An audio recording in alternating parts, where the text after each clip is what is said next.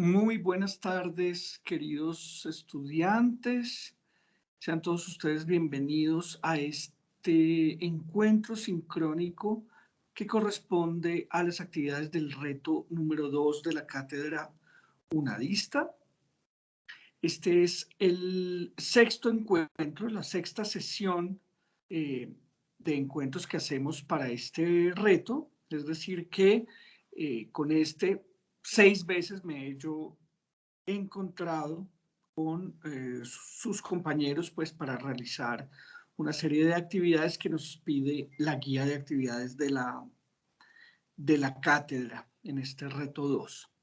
Hoy es jueves 16 de septiembre, son las 6:01 de la tarde y con esto damos inicio a esta sesión. Muchísimas gracias a cada uno de ustedes por su puntualidad. En este momento somos un poco más de 11 personas, creo, que estamos conectados aquí en este momento. Entonces, a cada uno de ustedes, pues, les doy la bienvenida. No, ya somos 16, 15 estudiantes y yo. Entonces, bueno, en este momento voy a compartir pantalla.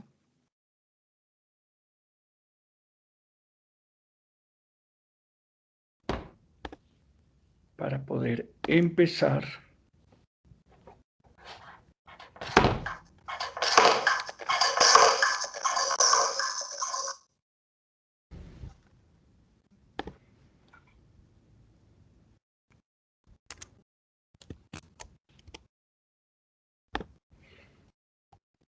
Bueno, en este momento están viendo ustedes en pantalla la agenda de este encuentro. La idea es que sea un encuentro muy ágil. En la guía se nos dice que es un encuentro de 45 minutos. Yo voy a tratar de hacerlo lo más ágil posible, pero más o menos yo calculo que a las 7 de la noche estaremos terminando, pues si nos va bien, ¿no? Si no tenemos ningún problema técnico. Estos 6 momentos que ustedes están viendo en pantalla, digamos que son la agenda de este encuentro. En este momento estamos en la bienvenida y la presentación, ¿cierto?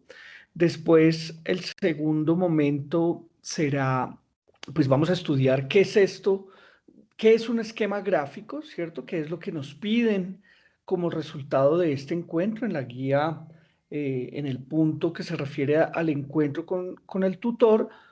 Nos dice que tenemos que hacer un gráfico, un esquema gráfico de lo que aquí se va a discutir, ¿cierto? Entonces, vamos a estudiar eso, que es un esquema gráfico, vamos a estudiar cómo se elabora un esquema gráfico.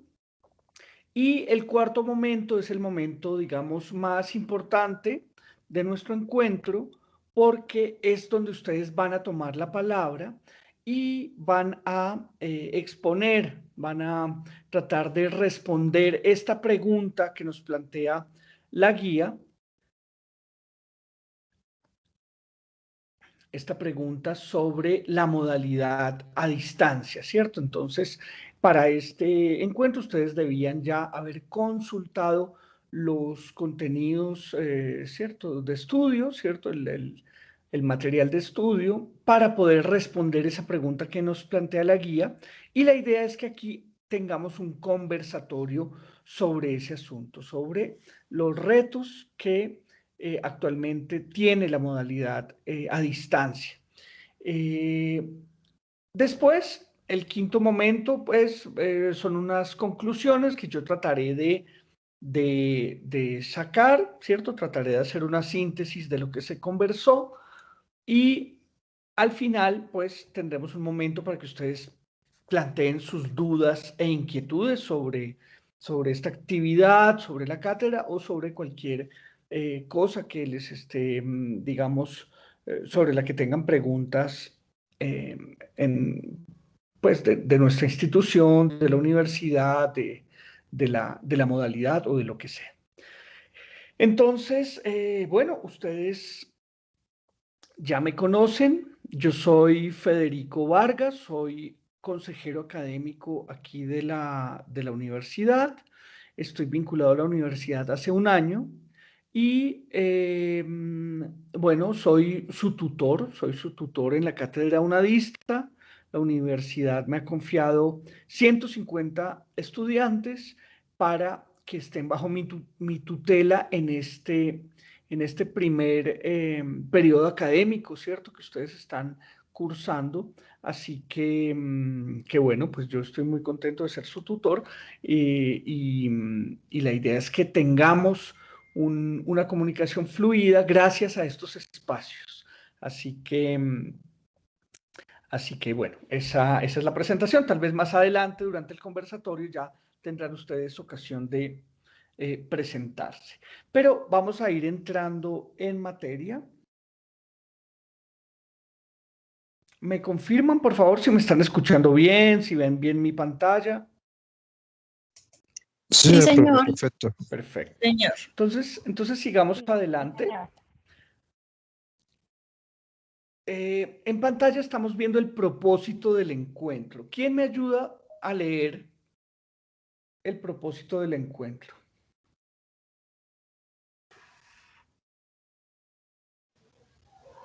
Yo. Adelante. Listo. Propósito del encuentro. Conocer el concepto de esquema gráfico para construir uno. Sobre el debate que sostendremos acerca de los desafíos de la educación virtual. Excelente.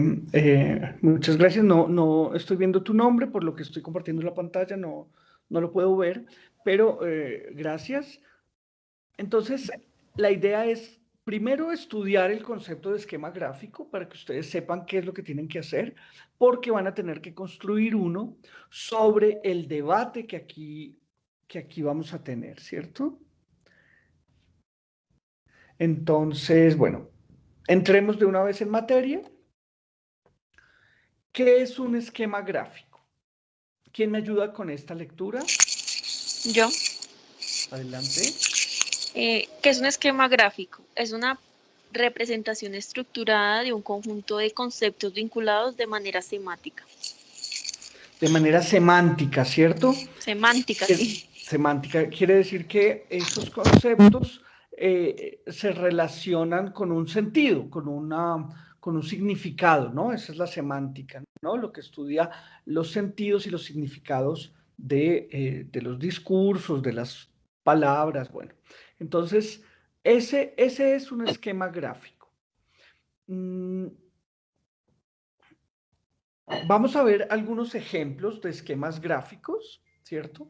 Este, por ejemplo, es un esquema gráfico de un mapa conceptual, ¿cierto? Entonces, la característica más significativa de un mapa conceptual es que puede leerse, que aunque es un esquema gráfico, no solo es para mirarse, sino que puede leerse como si fuera una frase o como si fuera un párrafo, ¿cierto?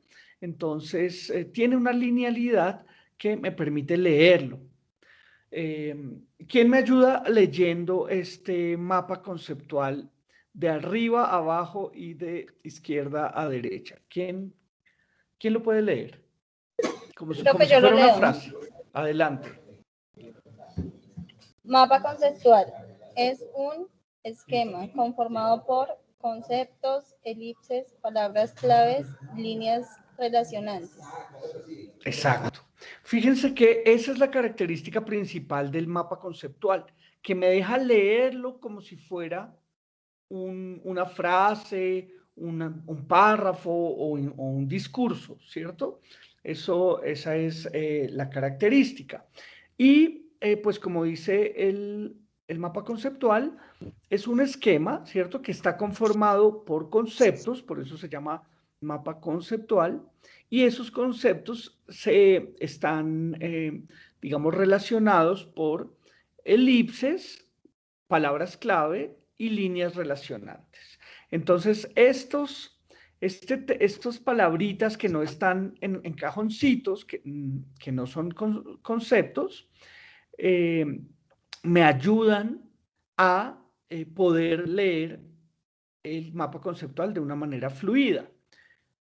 Todos los que están en cajoncitos son conceptos, ¿no? Son digamos, ideas que quieren decir algo en sí mismas, ¿cierto?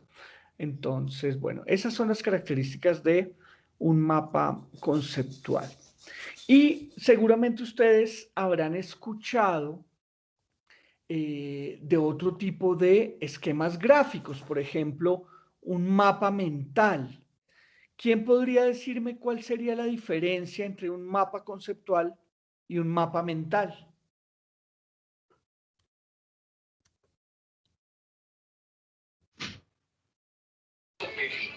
Yo, profe.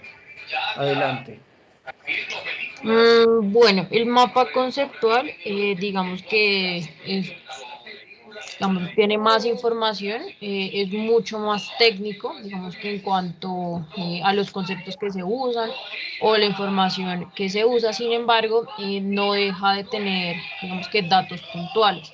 Digamos que no puede ser o no puede abarcar mucho texto, sino que debe tener conceptos muy puntuales. Sin embargo, el mapa mental es como un poco más didáctico, porque a pesar de que tiene términos o palabras muy puntuales, no es tan extenso y tiene varias ayudas visuales. En este caso, pues digamos que lo que más se usa son imágenes. Y esa es como Bueno, la diferencia. muchísimas gracias. Sí, justamente, pues les voy a mostrar un mapa conceptual. Vamos a ver. Entonces, fíjense que este mapa conceptual o un mapa conceptual pretende ser una representación de la forma como nosotros pensamos, ¿no? Nosotros no solamente pensamos en palabras, no solamente pensamos, digamos, ideas en palabras, sino que pensamos con imágenes, pensamos con colores, ¿cierto?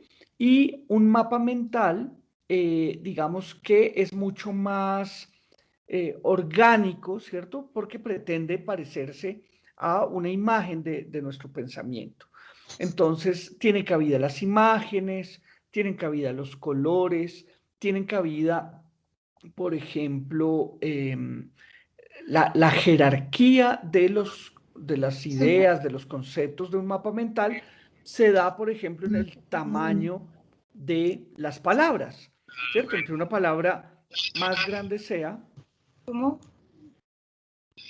Hay un micrófono abierto.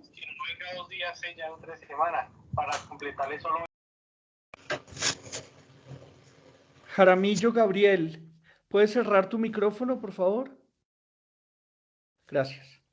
Entonces, les decía que tienen cabida imágenes, como nos decía la compañera, colores, tamaños distintos de texto, ¿cierto? Y fíjense que es mucho más, digamos, es menos técnico, como decía la compañera, porque no puede leerse simplemente de arriba a abajo, de izquierda a derecha, ¿no? Un mapa mental, pues, podría leerse de abajo hacia arriba, es menos técnico, como bien dijo ella. Vamos a ver otra tipología de esquema gráfico, ¿cierto?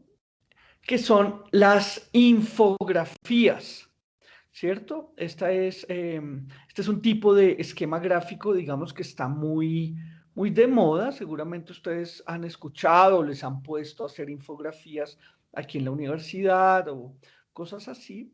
Y en realidad es bien interesante este tipo de esquemas gráficos porque son es información graficada, ¿no? Entonces, la idea es que la información sea muy visual para que sea muy fácil de entender. Aquí estamos viendo varios, ¿no? No es que todo esto sea una sola infografía, sino son varios ejemplos de infografías. Entonces, está el de la esquina superior izquierda, ¿no? Una numeración por colores con unos títulos. También tenemos la bolita del centro, ¿cierto? Que es como un círculo que tiene relación como con estos logos o estos iconos que están a la derecha, ¿no? entonces nos va entregando información de manera muy visual y muy ordenada, ¿no? Es información absolutamente ordenada, ¿cierto? Son datos que no están en una tabla, ¿cierto? Sino que el diseño nos permite entenderlos de una manera más interesante, ¿no? Más apropiada. Porque muchas veces los datos que están en una tabla, pues, no son la mejor opción para entender alguna información. La infografía, pues, nos permite entender mejor esos datos. Vamos a ver otro tipo de esquemas gráficos, que sería el cuadro sinóptico. Este tipo de esquema gráfico, yo personalmente lo uso cuando tengo que escribir un texto, un ensayo, por ejemplo, un artículo o cosas así. Previamente, antes de la escritura, hago un plan de escritura, ¿cierto? Con un cuadro sinóptico. Eso me permite saber definir antes de escribir, pues, todo lo que yo voy a poner ahí y sobre todo me es útil para no repetirme, porque cuando uno está empezando, digamos, en la universidad, generalmente tiene tendencia a sentarse y escribir lo que se le vaya ocurriendo sin una estructura. El cuadro sinóptico me permite crear esa estructura y hace que yo no me vaya a repetir, que ese es un error muy común de los estudiantes de primeros semestres, que dicen lo mismo una vez, vuelven y dicen lo mismo en el siguiente párrafo y dicen lo mismo en el tercero y no salen de ahí y tienen, digamos, varias páginas, por ejemplo, un ensayo de 2, 3 páginas en el que solamente hay una idea principal, pero expuesta de distintas formas en cada párrafo, ¿no? Entonces, el cuadro sinóptico me permite definir, digamos, una ruta de escritura, un plan de escritura, para no repetirme. Entonces, fíjense, por ejemplo, cómo lo hago yo.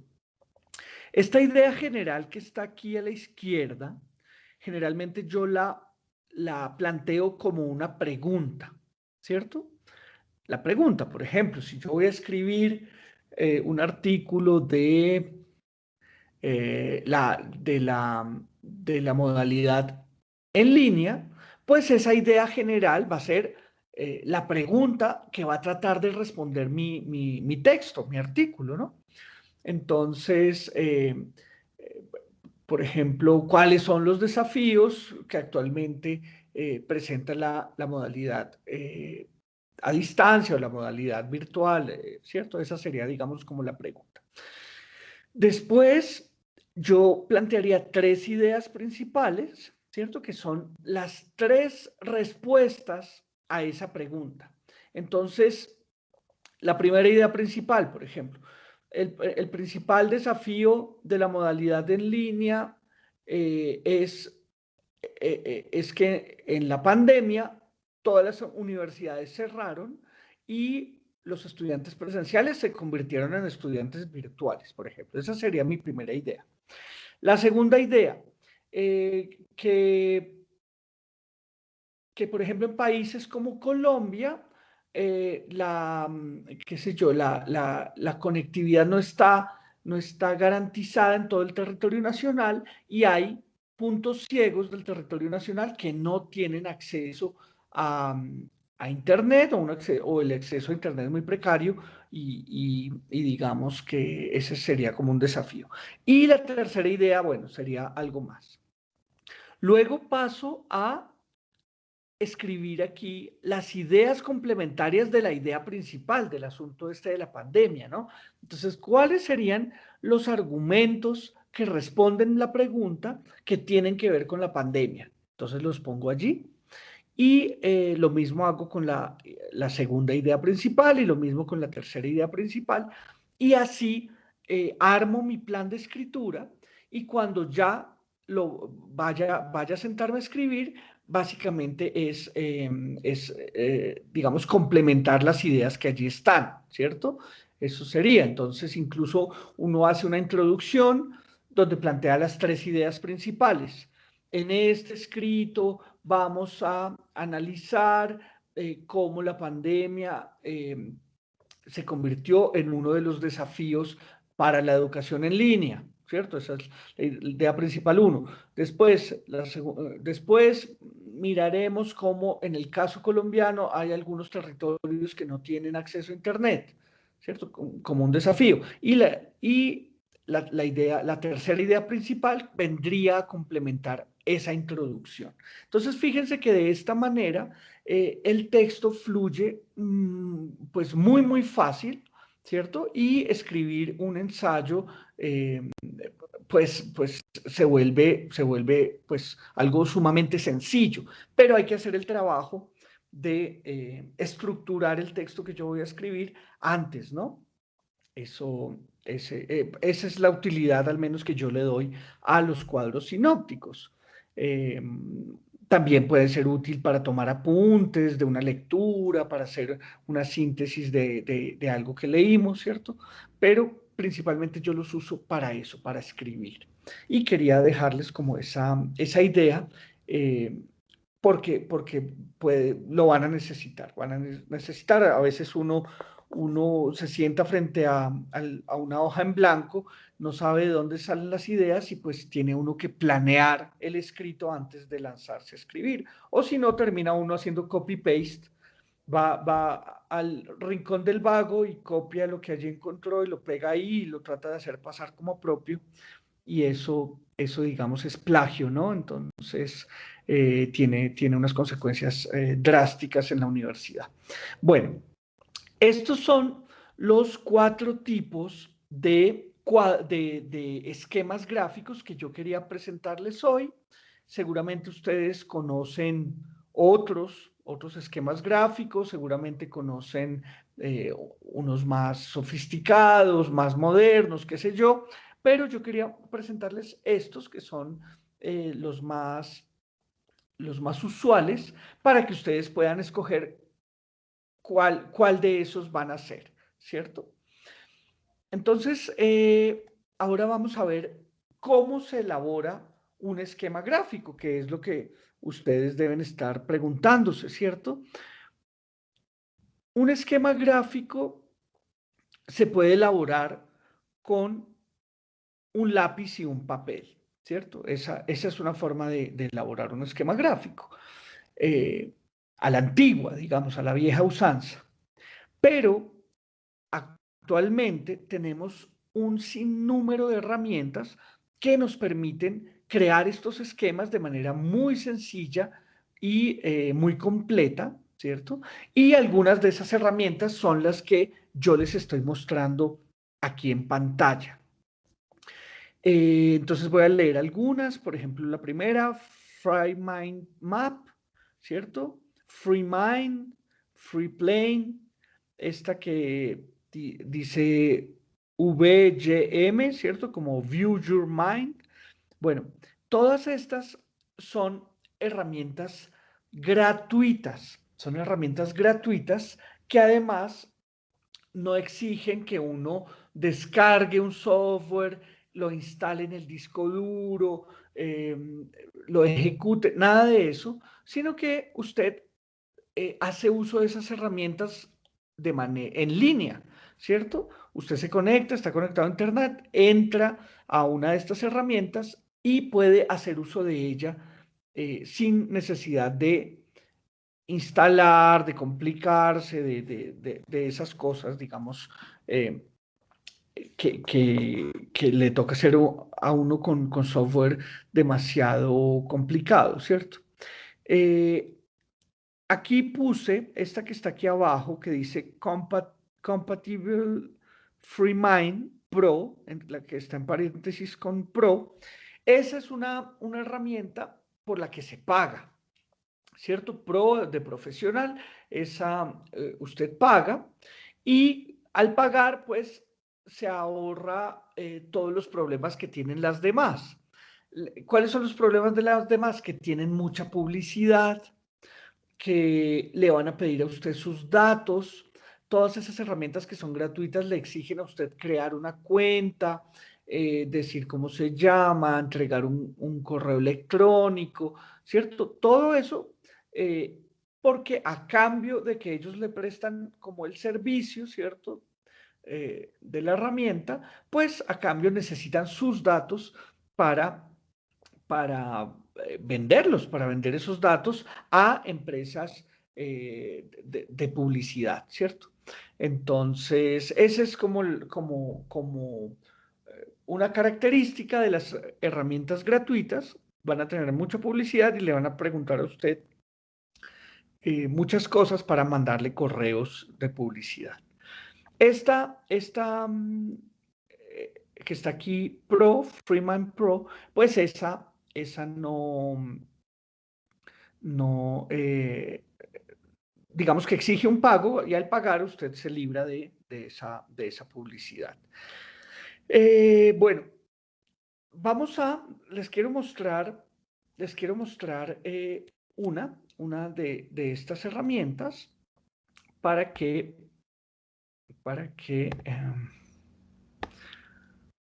veamos cómo se haría, digamos, un mapa conceptual en una de estas herramientas. La herramienta de la que yo les voy a hablar se llama CMap Cloud, que es una herramienta en línea, gratuita, que voy a dejarles por aquí.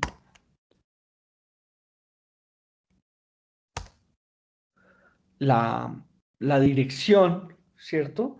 La dirección de la pero también necesito dejarles, permítanme.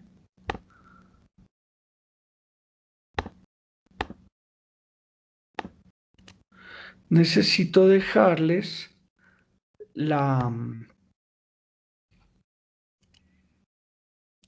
¿dónde está?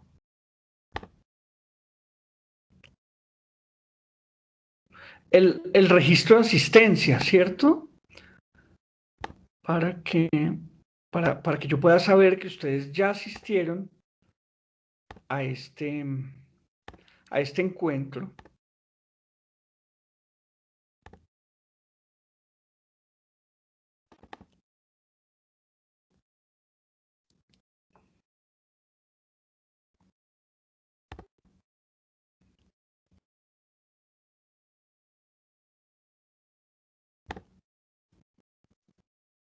Denme un segundito que está un poquito lento.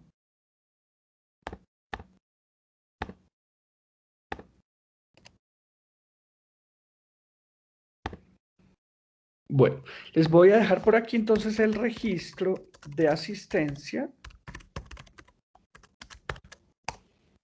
Es importante que se registre su asistencia porque, bueno, a ustedes, a los que se registren, les voy a enviar este correo esta grabación de este encuentro por correo electrónico. Y además, yo voy a ver, y los estudiantes que no se hayan registrado en el formulario de asistencia, pues yo me estaré comunicando con ellos para un poco pedirles cuentas, ¿no? ¿Por qué no ha asistido? Etcétera. Entonces, si ustedes ya lo hicieron, simplemente se registran allí y con eso yo no los molesto más. Bueno, vamos a la herramienta, ¿cierto? Les decía que esta herramienta se llama CMap Cloud. Es una herramienta muy similar, si no exactamente igual, que una que ustedes habrán escuchado muchas veces, que se llama CMap Tools, ¿cierto? Que es una herramienta para construir mapas conceptuales. Pero la diferencia de esta es que es gratuita, que usted no necesita instalarla en su computador, sino que la puede usar en línea, ¿cierto? Eso es lo maravilloso de este tipo de herramientas. Sin embargo, fíjense que tiene publicidad, por aquí tiene esta cosa de publicidad, me toca cerrar eso, bueno, ahí me salen más. Entonces es fácil perderse porque tiene la publicidad usa los mismos colores de la herramienta, entonces se puede perder uno, hay que fijarse bien. Y la otra dificultad es que está toda en inglés, ¿cierto? Todo el texto está en inglés, aunque si ustedes la abren en un navegador como Google Chrome, ¿cierto?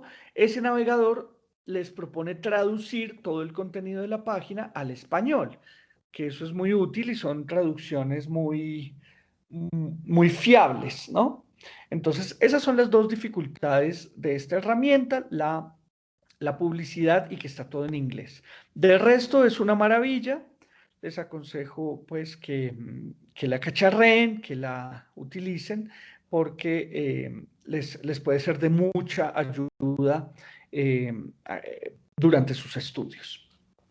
¿Qué es lo primero que hay que hacer para usar esta herramienta? Tengo que crear una cuenta, tengo que identificarme, ¿cierto? Para eso voy a hacer uso de este botón anaranjado grande que está aquí, que dice Create an Account, ¿cierto? Crear una cuenta. Entonces hago clic allí, me aparece más publicidad, simplemente cierro en este botoncito, Close, cierro, y me lleva a un formulario para crear la cuenta. Este formulario tiene, en algunos campos, tiene este asterisco rojo que están viendo ustedes aquí en pantalla, ¿cierto? Y eso quiere decir que ese campo es un campo obligatorio, que tengo que darles una dirección de correo electrónico válida para que ellos me permitan usar la herramienta, ¿cierto? Entonces voy a poner mi dirección.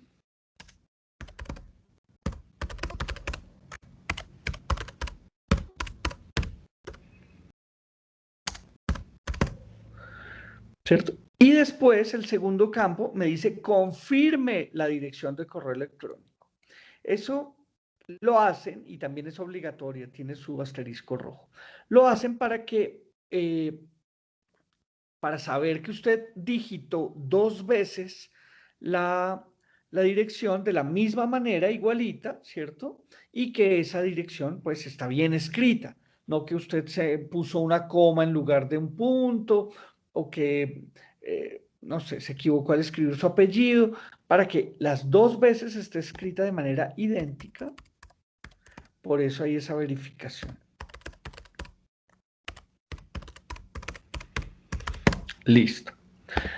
Después, fíjense que este tercer campo ya no tiene el asterisco rojo, ya no es un campo obligatorio, entonces simplemente yo lo dejo en blanco. Los que quieran pues pueden ahí poner otro correo si quieren, pero pues no les aconsejo porque les van a mandar más publicidad a todos sus correos. El siguiente campo obligatorio es este, first name, ¿cierto? Me pregunta mi nombre. Le pongo allí, Federico, y last name, mi apellido, ¿cierto? Organization, pues podemos poner las siglas de nuestra universidad, UNAD, aunque fíjense, no es obligatorio, no es necesario que ustedes lo pongan, pero podemos hacerlo si queremos. Y finalmente, el último campo que es obligatorio, es el de la contraseña. Les piden una contraseña específica para esta cuenta que ustedes están creando. Yo les sugiero que pueden usar la misma que usan para su correo de la universidad o para ingresar al campus, ¿sí? Y que cada vez que usen una nueva herramienta, pues pongan la misma contraseña del campus. Con eso solo tienen que acordarse de una. ¿Sí? ¿Cierto? Eso sería como lo ideal. Porque al cabo del tiempo, pues uno va generando más y más cuentas en más servicios y se hace uno un 8 con todas esas contraseñas, ¿no? Entonces yo uso siempre la misma y pueden ustedes poner allí la misma que usan para la universidad. Después, igual que con el correo electrónico, tienen que confirmar esa contraseña para que el sistema verifique que usted la escribió bien la primera vez. Las dos tienen que ser exactamente las mismas para que el sistema lo verifique. Una vez usted ya diligenció todos los campos, puede hacer clic en este botón, Create Account, ¿cierto? Crear la cuenta. Y lo que va a pasar aquí es que el sistema le va a enviar un correo electrónico para verificar que esa dirección de correo electrónico que usted entregó, pues sea suya, ¿no? Que usted efectivamente sea el dueño de esa dirección y que tenga acceso. Esto sirve pues para que usted no ponga, por ejemplo, la dirección de su tía, de su abuelita, de quién sabe quién, sino ponga la dirección electrónica suya y allí le van a mandar ese correo de verificación. Entonces, una vez usted pone Create Account, recibe el correo de verificación, ahí hay un enlace y usted hace clic en ese enlace y ese enlace lo va a mandar aquí a la página de inicio, que fue donde nosotros empezamos, ¿cierto? Y aquí, pues usted ya no necesita crear una cuenta, usted ya lo hizo, lo que usted tiene que hacer es identificarse con este botón azul, sign in, ¿cierto? Identificarse. Entonces hace clic en el botón azul. Aquí llega a una pasarela de ingreso. Pone allí el correo electrónico que usted puso, la contraseña que usted decidió y le va a dar clic en ingresar, ¿cierto? Submit, bueno, no sé muy bien cómo se pronuncia, pero ingresar, ¿cierto? Quiero saber, chicos, ¿todos lograron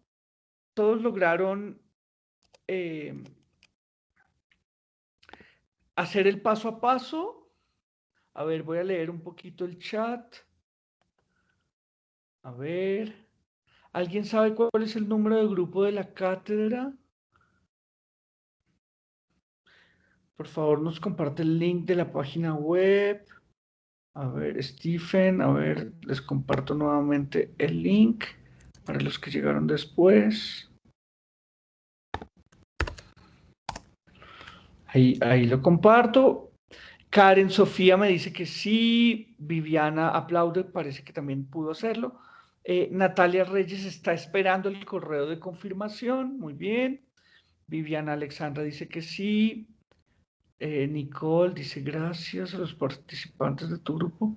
Sí, muchas gracias Alejandra por apoyar a tu compañera. Efectivamente, cuando vas a participantes, ahí señala cuál es el número de grupo, ¿no? Que eso era importante haberlo identificado desde el primer reto. Porque en cada asignatura tienen un grupo distinto, ¿no? Bueno, ya los leí a todos. Vamos bien. Brian dice que sí, muy bien. Listo, chicos. Entonces, yo ya ingresé. La idea es que, bueno, que pongan allí sus credenciales de acceso e ingresen así como hice yo. Cuando uno ingresa, este sistema me da tres opciones, básicamente tres opciones. A nosotros nos interesa la primera. Start building your C-maps. Empiece a construir sus mapas conceptuales. Esa es la que a nosotros nos interesa, la primerita. Las otras, esta segunda dice, acceda a su carpeta en la nube desde CMap Tools. Es algo así como descargue algo para instalar en su disco duro de su equipo. Pues yo no les aconsejo, a menos que quieran cacharrear, explorar, pues pueden hacerlo, pero pues no es, yo no lo he hecho. Y la tercera opción, sincronice su mapa con el iPad. Pues tampoco lo necesitamos ahora, entonces la primera, esta que está aquí.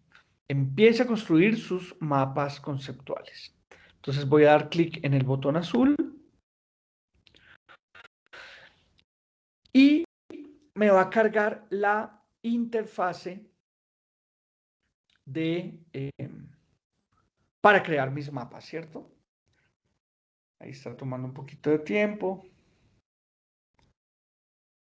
Y todo el tiempo publicidad arriba, ¿no? Bueno.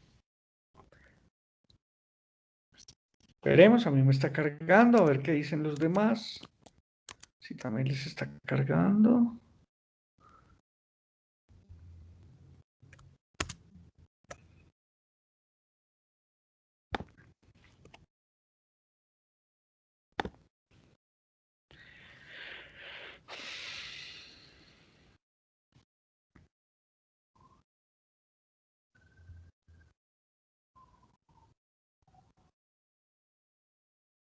Voy a refrescar a ver si se carga más rápido.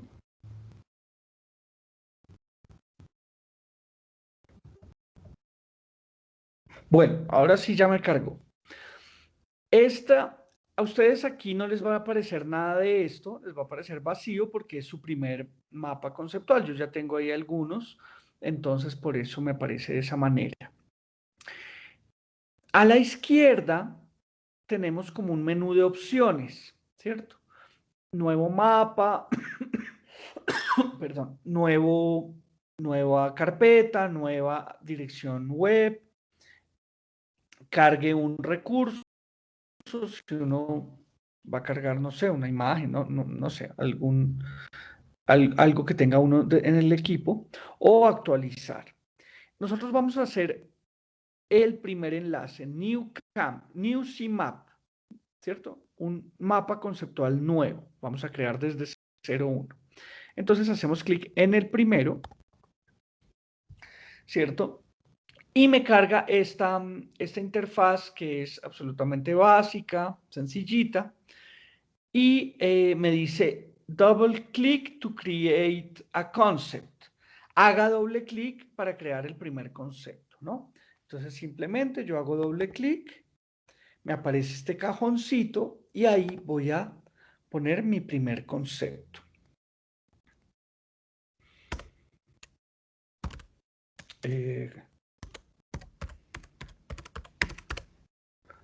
¿Cierto? Mi primer concepto. Fíjense que cuando yo hago clic en el concepto, aparece este sombrerito, estas flechitas, y esas, si yo hago clic y lo arrastro, me permite sacar una línea y generar un nuevo concepto.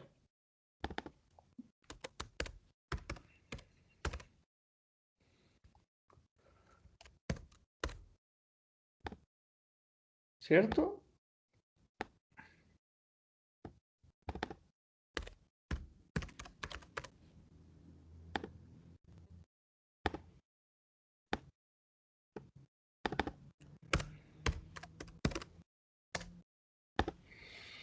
Entonces, de esta manera puedo yo ir construyendo mi mapa conceptual y fíjense que entre los dos conceptos hay un espacio de texto para que yo pueda ir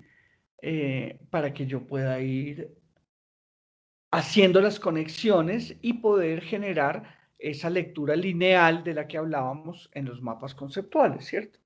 Entonces, por ejemplo, yo puedo poner esto aquí arriba y decir, África es un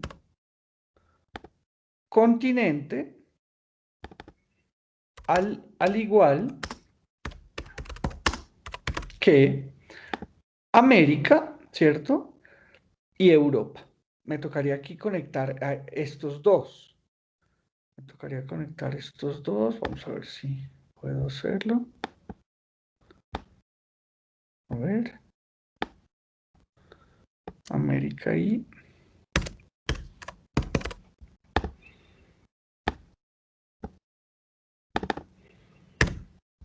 Entonces, África es un continente al igual que América y Europa. Y de esa manera me va quedando la linealidad, ¿cierto?, del mapa conceptual para que yo pueda leerlo sin problema. ¿Cómo van, chicos? ¿Cómo van con la herramienta? A Natalia no le llega el mensaje para activar la cuenta. ¿Alguien ya pudo activar la cuenta?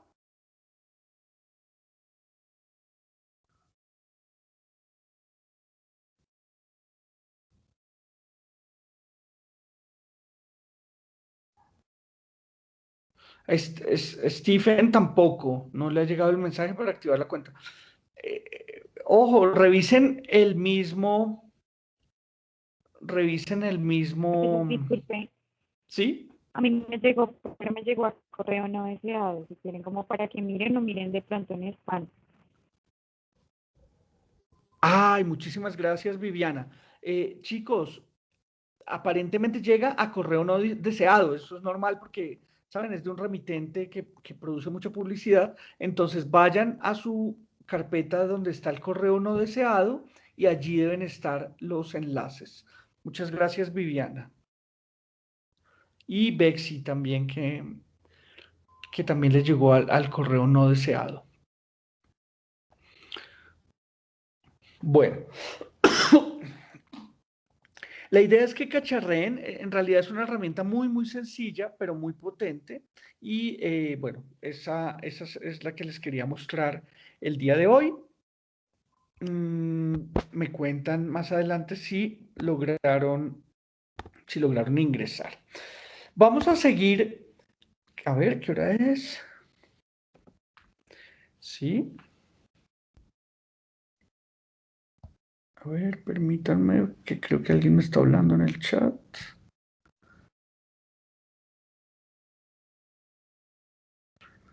Vale, Natalia lo logró con su correo personal, no con el de la UNAD. No sé por qué. Muchas gracias, profesor, dice Stephen. Bueno, vamos a entrar al momento donde ustedes toman la palabra, ¿cierto? Que es el momento clave de este encuentro. La idea es que cada uno de ustedes haga una participación. Brian también dice que se pudo registrar, muy bien. Que cada uno de ustedes haga una participación tratando de responder esta pregunta. Yo voy a pegar esta pregunta en el chat.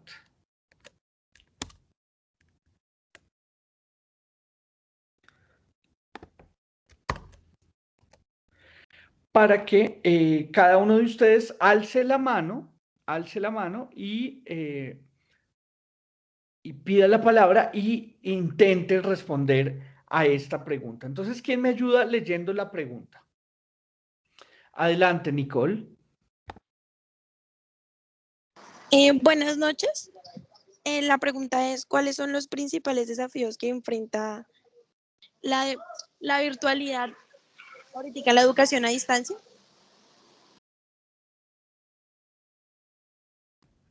Excelente, Nicole. ¿Nos puedes, compartir cuáles crees tú que son los principales desafíos? Sí, claro, profe. Pues ahorita principalmente es como tal o sea, el aprendizaje que pueda tener como el alumno dado de las clases, porque pues también sabemos que todo se trata de la atención que se le pueda prestar. Entonces también es fundamental, siento yo que ese es como uno de los problemas principales que puede tener ahorita, dado que si en la presencialidad pues era complicado siempre el tema del aprendizaje, de mantener como a las personas que adquirieran los conocimientos de la carrera, pues ahorita en la virtualidad se complica pues un poco más, dado que pues es más el estudiante dando de su parte para poder adquirir dichos conocimientos.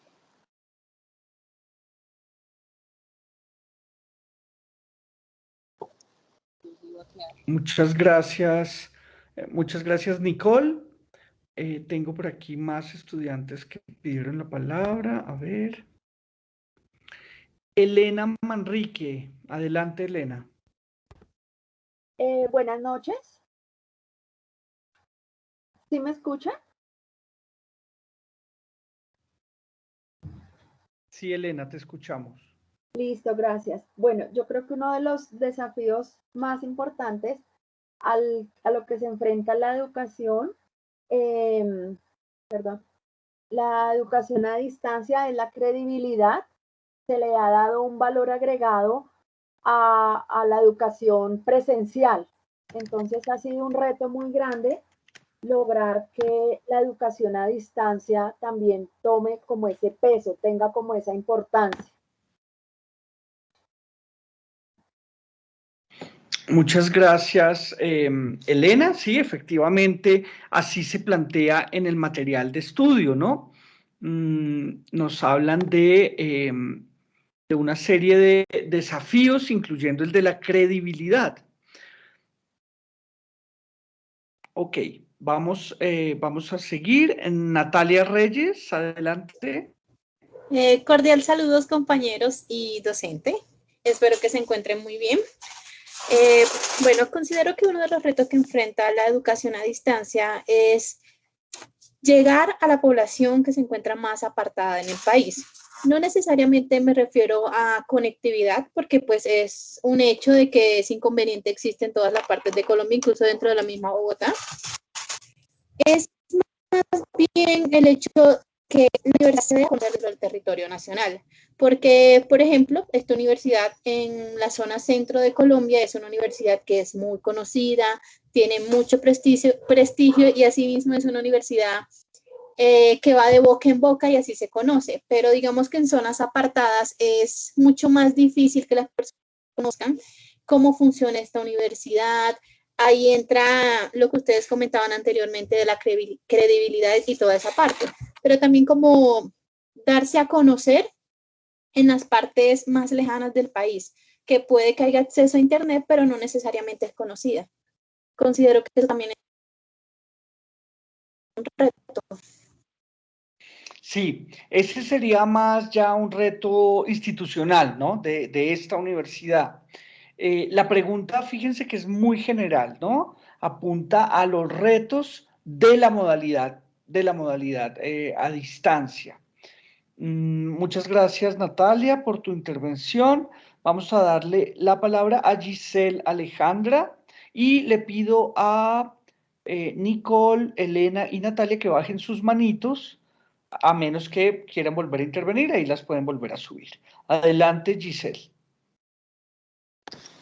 Bueno, buenas noches para todos.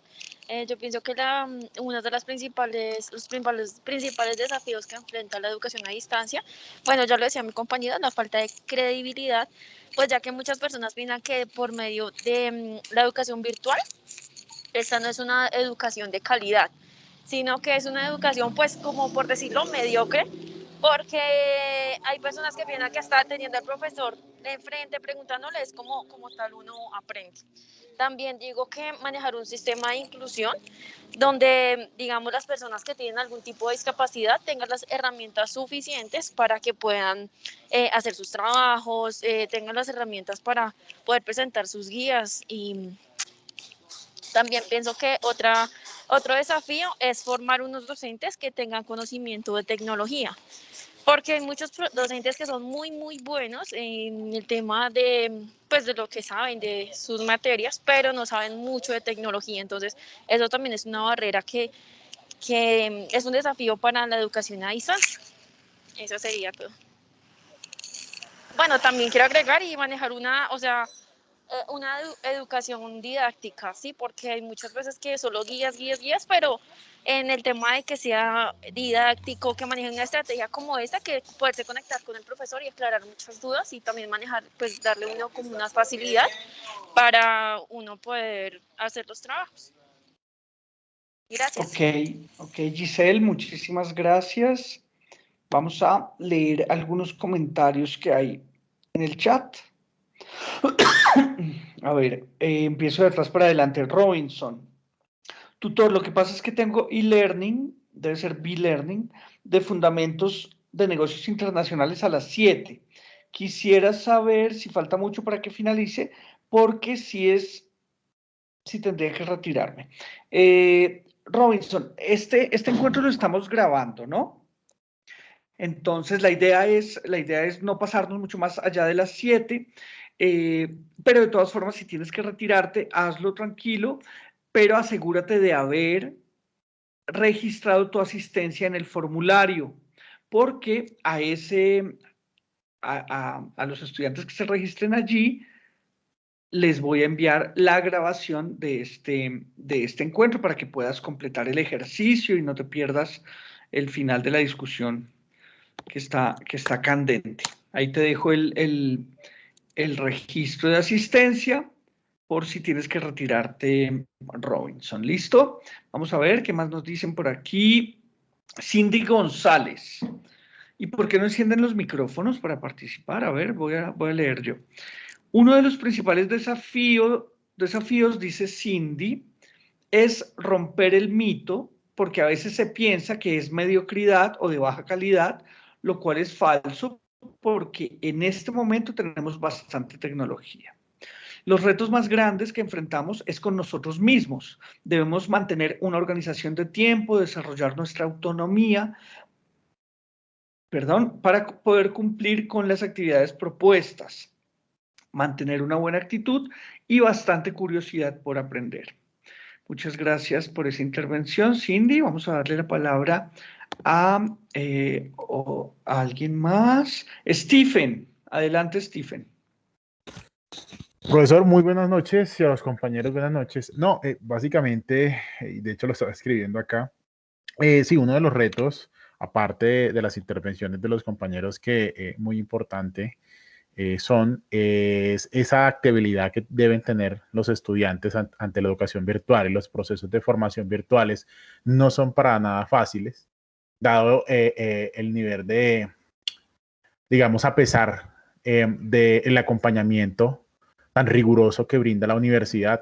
También es un tema de compromiso de cada estudiante, el ser autodidacta, el investigar, como dice uno, cacharrear, y el estar muy pendiente de la plataforma y pues obviamente de las obligaciones que acarrea la educación virtual. Entonces yo creía que es eso, el adaptarse, dado que no es lo mismo, ¿sí? Entonces esa era mi intervención, profesor. Muchas gracias y bueno, ahí me retiro. También tengo e-learning. Bueno, en listo, curso. Muchas gracias. Feliz noche. Bueno. Se registraron, ¿cierto? Para poderles enviar la grabación. Señor. Sí. Bueno, perfecto. Paula, adelante, te escuchamos. Profe, buenas noches para todos. Buenas noches. Bueno, importante saber que, bueno, la educación a distancia maneja varios retos, entre eso la creación de modelos pedagógicos que motiven y que creen en el estudiante un compromiso de aprender de manera autónoma. Yo lo había colocado ahí en el chat. Y también importante que es el contenido o la forma como los docentes transmiten la información sea de agrado para el estudiante y que esto genere que tenga un nivel de adaptabilidad, como lo decía el compañero ahorita, y lo motive a adquirir el conocimiento que está dentro de los diferentes métodos de estudio que tienen los docentes. Es un trabajo mancomunado entre los dos. Bueno, Paula ha tocado un tema bastante polémico, ¿cierto? Porque ella habla de digamos, de las capacidades que tenga un docente para transmitir el conocimiento, algo así fue lo que dijo Paula. Resulta que ahí me parece que hay un desafío importantísimo para la educación virtual, para la modalidad virtual, y es no arrastrarnos digamos, los errores de la modalidad presencial, ¿cierto? No querer que esto sea, digamos, una modalidad presencial, pero remota, a través de cámaras o cosas así. Fíjense que uno de los grandes problemas de la modalidad presencial es justamente esa idea de la transmisión de conocimiento, ¿cierto? Entonces, tenemos un profesor presencial, unos estudiantes presenciales en un salón, en una universidad presencial, y el profesor llega allí a transmitir, dicen, ¿no? A transmitir una información que él consultó, que él leyó antes. Entonces, él antes leyó una información, la entendió y la va a transmitir. Yo me pregunto, ¿cómo hace uno para transmitir, por ejemplo, los pensamientos de autores tan complejos, ¿no? Y tan grandes, autores como Nietzsche, como Schopenhauer, como Hegel, como esos grandes autores, ¿cómo hace uno para entenderlos completamente y después transmitir eso que ellos dijeron? Eso me parece a mí supremamente difícil. Lo que uno sí podría hacer, por ejemplo, es leer con los estudiantes a esos autores y hacer un conversatorio como este, ¿no? Conversar con ellos, ¿tú qué entendiste? Yo creo que ahí este autor se refería a tal cosa, ¿cierto? Tratar de construir conocimiento, y eso es distinto a la transmisión del conocimiento. Entonces, fíjense que en nuestro modelo pedagógico, el ADN de ese modelo pedagógico es la construcción colectiva de conocimiento, que es un poco lo que estamos tratando de hacer aquí, ¿cierto? Donde ustedes aportan sus ideas, esas ideas tienen relación con lo que ustedes han vivido en su colegio, en experiencias previas en la universidad, y entre todos tratamos de construir algo nuevo, ¿sí? Pero nos estamos alejando de esa idea de la transmisión de información que le ha hecho mucho daño a la educación en general y que yo considero que eso nos aleja de la calidad educativa. Entonces ahí hay un punto bastante interesante porque, digamos, si estamos en esta modalidad, pues creo que esperar que me transmitan la información pues no es como muy interesante, porque la información además ya está ahí. Ustedes tienen YouTube y si buscan, yo qué sé, buscan un video sobre esto que estamos hablando, seguramente habrán muchos expertos transmitiendo información, ¿no? Eso ya está ahí, ustedes no necesitaban pagar una matrícula para tener acceso a ese conocimiento. La idea es que ustedes aquí puedan construir ese conocimiento guiados por los profesores, por los tutores, por los consejeros, ¿no? Entonces, que sea una construcción colectiva. Bueno, ¿ya todo el mundo bajó las manos, creo? Ya no hay más manitas arriba. Bueno, voy a tratar de, para cerrar, voy a tratar de hacer... hay una mano levantada, me parece. Sí, Brian, adelante, Brian. Hola, profe, ¿cómo estás? Y hola a todos, buenas noches. Buenas noches, adelante. Bueno, yo estudié el material, leí los desafíos, pues todos son muy importantes y es lo que está afectando a la educación actual, pero hay uno en los de micro, del nivel de micro que es para docente y aula virtual, principalmente este desafío que me llamó mucho la atención, y es el de incrementar motivación y la interacción. Ese me parece fundamental porque prácticamente o sea, hay una gran diferencia entre presencial y virtual. Entonces, este creo que sí es un desafío porque los demás, bueno, son externos, dependen de la institución, pero haría más énfasis hacia el estudiante, no hacia el docente, sino al estudiante. Es un desafío para el estudiante porque se debe buscar el contacto y pues quería agregarlo debido a que tú mencionaste de transmitir la información. Es muy importante para un estudiante construirla, socializar, comunicarse, porque nosotros tenemos la información en muchos medios, pero muchas veces no son fuentes confiables, no tenemos exactamente el conocimiento de qué es verdad o qué no. Entonces, este espacio a mí me parece muy importante, el tema de debatir, socializar, escuchar nuevas opiniones. Entonces, ese sí me parece un desafío no solo para el docente, sino también para el estudiante, porque no es solo presentar un trabajo y listo, sino que hay que estudiarlo, hay que dedicarle tiempo. Y pues en cuanto al tema de lo que ha tenido a nivel nacional, de la credibilidad, lo que se hablaba, es por ello, porque pues al final se cree que una persona que estudia virtual no está bien formada. Entrega trabajo, pero ¿cómo se ha demostrado sus conocimientos? A diferencia de manera presencial, que un docente tiene la capacidad de ver día a día a un estudiante, saber su comportamiento, su responsabilidad, su puntualidad. Entonces sí es muy difícil de manera virtual y es por ello que depende mucho del estudiante también. Muchísimas gracias, Brian. Muy importante tu aporte. Karen, ¿tú habías levantado la mano? ¿Quieres intervenir o la bajaste ya? ¿Se nos fue Karen? No, ahí está, Karen Sofía. ¿Quieres intervenir? Buenas noches, es que estoy aquí en un e-learning, pero no. Pues quería dar mi aporte. Pues yo creería que el mayor desafío que tiene el estudio a distancia como tal es lograr de pronto que los estudiantes como tal se enfoquen en el estudio, ¿sí? Porque de pronto, pues al ser a distancia, puede que no sé, los estudiantes no presenten los trabajos a tiempo o se relajen porque pues pueden ingresar cuando ellos quieran. Entonces, como tal, es como un desafío que el estudiante como tal logre presentar los trabajos y que se logre enfocar en el estudio como tal, creería yo. Muchísimas gracias, Karen Sofía. Bueno, si no hay más aportes, si no hay más manitos levantadas, yo voy a tratar de hacer una síntesis, de recoger un poco lo que aquí se dijo.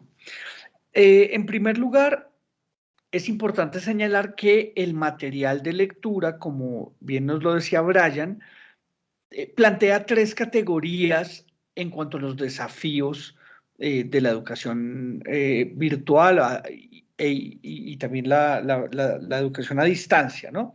Por un lado están los macro, los meso y los micro, ¿no? Como decía Brian, los micro tienen que ver más con ustedes, con ese asunto que es más del estudiante. Los meso tal vez algo que tiene que ver más con la institución y los macro, algo que tiene que ver más con el contexto nacional, ¿cierto? La inversión en nuestro contexto, en nuestro país, ese tipo de cosas. Entonces, los 10 desafíos están categorizados de esta manera. Es importante que ustedes vayan, consulten ese material para crear, digamos, crear el esquema gráfico, ¿cierto? Que tengan esas categorías ahí fresquitas y las puedan incorporar a su esquema gráfico. De mi parte, bueno, me gustaría rescatar lo que dijo Brian. El asunto de la interacción es absolutamente esencial, ¿cierto? Y esa interacción va de la mano de la autonomía, que también es un concepto que muchos de ustedes propusieron, ¿cierto? Hablaron de autoformación, de autonomía, de autoaprendizaje. Esos dos conceptos se complementan, deben ir de la mano, porque, digamos, un estudiante que es muy pilo, muy autónomo, pero está en su esquina sin conectarse con sus compañeros, sin conectarse con todas las disposiciones que tiene la universidad para él, sino simplemente va aprobando, enviando sus trabajos y va avanzando, pues seguramente va a poder va a poder graduarse y ser un profesional de la UNAD, claro que sí, pero no va a sacarle el jugo a la universidad, ¿cierto? La interacción es lo que nos permite sacarle el jugo a la universidad, disfrutar, por ejemplo, de estos espacios académicos, disfrutar de los puntos de vista de mis compañeros, conectarme con ellos, ¿cierto? La interacción es clave para fortalecer, digamos, toda esa disciplina, toda esa autodisciplina, toda la autonomía. Entonces, esos dos conceptos van ahí, digamos, muy vinculados. Otro asunto, digamos, que mencionaron ustedes como un reto fue el tiempo, ¿no? La organización, la disciplina, eso que tiene que ver con los tiempos. Y yo quisiera mencionar que estamos en un momento de la historia donde el tiempo se volvió literalmente más valioso que el oro, ¿cierto? Siempre hemos dicho el tiempo es oro, pero en este momento, más que en otros momentos de la historia, el tiempo es el recurso más escaso en la tierra, ¿cierto? El oro abunda, hay minas de oro, ¿sí? Pero el tiempo es un recurso absolutamente escaso que se agota, que se nos va agotando día a día, ¿cierto? Y tenemos que hacer un uso provechoso de ese tiempo. Y fíjense que toda la tecnología, las redes sociales, todo eso está montado sobre una economía de la atención, ¿cierto? De que yo le pare bolas a una publicación en Facebook y le dé like, o le pare bolas a un video en YouTube y le dé like o lo comparta. Hay como una economía de la atención que tiene que ver con esa escasez del tiempo. Para un estudiante en la modalidad a distancia, esto se vuelve esencial porque requiere de una organización que le permita gestionar su tiempo, que le permita laborar, ¿cierto? Porque la mayoría de nuestros estudiantes son estudiantes trabajadores que están conectados pues con el mundo laboral, ¿cierto? Que necesitan trabajar para costearse su educación y entonces la organización y la disciplina se vuelve, digamos, esencial en la modalidad en línea, ¿no?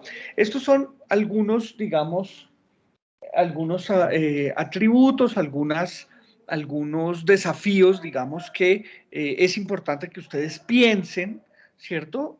Y que tengan en cuenta para hacer el análisis de esta modalidad en la que ustedes están cursando, se están formando, ¿cierto? Se me queda una cosa, a ver si me acuerdo. Había algo más. La credibilidad, que con eso empezaron, ¿cierto? Ustedes mencionando el problema de la forma de distancia. Fíjense cómo la pandemia hizo que todas las universidades del mundo migraran a la modalidad a distancia, ¿cierto? Pero con esa migración migraron también esos problemas que yo les señalaba del asunto de la transmisión de información, pues que transmitir información realmente no es formar a alguien. Formar a alguien es, digamos, hacer que esa persona viva una experiencia formadora, una experiencia que lo cultive, ¿cierto? Y eso no se hace sabiendo datos, conociendo datos, sino siendo capaz de enfrentar los problemas de un campo profesional. Viviana Alexandra, tienes la palabra.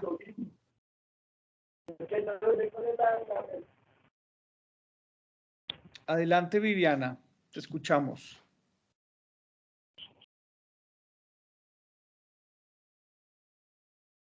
Bueno, se fue. Les decía que esa credibilidad, pues también digamos que estoy de acuerdo, es un gran desafío, pero necesita, digamos, de un rigor de los profesores, de los estudiantes, de la institución, para que lleguemos, digamos, a este reto que se ha puesto la universidad de ser una universidad, por ejemplo, acreditada en alta calidad, ¿no? Eso es una búsqueda constante de la institución y en la que muchos de nosotros estamos ahí involucrados, ¿no? De darle el nivel, pues, que ustedes se merecen para ser grandes profesionales. Una última cosita con eso de la credibilidad, ya con esto termino, es que al ser una universidad abierta, ¿cierto? Quiere decir que cualquier persona sin ninguna clase de filtro académico puede ingresar y puede formarse aquí en la universidad. Solamente requiere pues su diploma de bachiller y haber presentado las pruebas de estado, las pruebas de saber 11, ¿no? Con eso ya puede ingresar. En la universidad no miramos si usted es bueno en matemáticas para estudiar administración, si usted es buen lector para estudiar comunicación. No miramos esas cosas porque asumimos el reto de tomar a los estudiantes como salen del colegio, como salen, como están, ¿cierto? Y tratar de llevarlos, de recorrer con ellos un camino para hacer que sean grandes profesionales, ¿cierto? Ese es un reto, digamos, que tiene que ver con esa credibilidad. Otras universidades, por ejemplo, hacen un filtro académico de entrada. Por ejemplo, la Nacional hace un filtro y solamente recibe a los mejores bachilleres del país. La gran mayoría de estudiantes se quedan por fuera, los que presentan el examen, la Universidad Nacional de Colombia, y ellos, digamos, cogen a los mejores y, claro, sacan excelentes profesionales, pero el camino que recorrieron para llevar a los mejores bachilleres de Colombia a ser excelentes profesionales, pues es un camino muy corto, ¿no? Que exige menos en términos de retos pedagógicos. El camino que nosotros tenemos que recorrer es muchísimo más largo, ¿cierto? Nosotros necesitamos formarlos a ustedes en competencias blandas, en escritura, en matemáticas, en inglés, ¿cierto? Y ese camino entonces se va haciendo más largo. El reto, digamos, como institución es mucho mayor cuando hablamos de una universidad abierta, ¿cierto? Porque todo el mundo tiene cabida y tenemos que garantizarle a todos los que entran que van a ser grandes profesionales. Entonces, fíjense que ahí también se juega el asunto de la credibilidad, porque en hombros de los egresados de esta universidad está también ese asunto de la credibilidad. Bueno, chicos, con esto termino. Siento haberme extendido tanto. Muchísimas gracias por su paciencia, por su atención. Voy a dejar la grabación hasta aquí y le voy a dar paso a sus preguntas y comentarios para que